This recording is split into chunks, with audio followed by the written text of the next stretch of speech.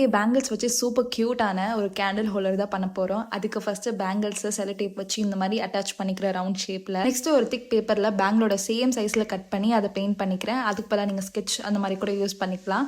Next candle light லேம்பில் mirror stones வச்சு decorate பண்ணிவிட்டு ஃபைனலாக அந்த ஹோல்டரில் ப்ளேஸ் பண்ணிவிட்டேன். இதுக்கு பதிலாக நீங்கள் விளக்கு கூட யூஸ் பண்ணலாம். பார்க்க இன்னும் அழகாக இருக்கும். தீபம்க்கு கண்டிப்பாக ட்ரை பண்ணி பாருங்கள். இந்த வீடியோ பிடிச்சிருந்தா லைக் பண்ணிக்கோங்க. அண்ட் இதே மாதிரி நிறைய வீடியோஸ் தெரிஞ்சுக்க சப்ஸ்கிரைப் பண்ணிக்கோங்க. தீபம் வரப்போகுது, ஏதாச்சும் கொஞ்சம் டிஃப்ரெண்ட்டாக ட்ரை பண்ணி பார்க்கலாமே அப்படின்னு யோசிச்சுட்டு இருந்தீங்கன்னா இதை கண்டிப்பாக ட்ரை பண்ணி பாருங்கள். ஜஸ்ட் ஒரு 5 minutes போதும். வேஸ்டான பாக்ஸ் வச்சு கேண்டில் டெக்கரேஷன் பண்ணலாம். நீங்கள் இந்த கிராஃப்ட் பண்ணுறதுக்கு ஃபோன் பாக்ஸ், வாட்ச் பாக்ஸு, அதுக்கப்புறம் இந்த கொரியர் பாக்ஸ்லாம் நீங்கள் யூஸ் பண்ணிக்கலாம். நெக்ஸ்ட் டெக்கரேஷனுக்கு நான் எதுவுமே பெருசாக பண்ணலை. ஜஸ்ட் ஒரு டிசைன் டேப்பை இந்த மாதிரி ஸ்டிக் பண்ணிட்டேன். அடுத்தது பேப்பரை க்ரஷ் பண்ணி இந்த மாதிரி பாக்ஸ்குள்ளே ப்ளேஸ் பண்ணிட்டேன். டாப்பில் இந்த மாதிரி ஆர்டிஃபிஷியல் ஃப்ளார்ஸ்லாம் வச்சு அரேஞ்ச் பண்ணிட்டேன். ஃபைனலாக கேண்டில் வந்து மிடில் இந்த மாதிரி ப்ளேஸ் பண்ணிட்டேன். அவ்வளோதான். ஃபெஸ்டிவல்ஸ்க்கு ஈவினிங் டைம்ஸ்க்கு ரொம்பவே சூப்பராக இருக்கும். And upcoming festivals like Christmas, தீபம்க்கு பர்ஃபெக்டாக இருக்கும். ட்ரை பண்ணி பாருங்கள்.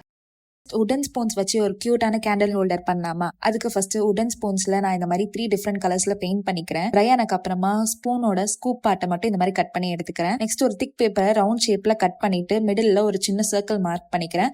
அதோட அவுட் சைட் ஏரியால பெயிண்ட் பண்ணிக்கிறேன். நெக்ஸ்ட் நம்ம கட் பண்ணி வச்சிருந்த ஸ்பூன்ஸ் பார்க்கும்போது பெட்டல்ஸ் மாதிரி இருக்கும்.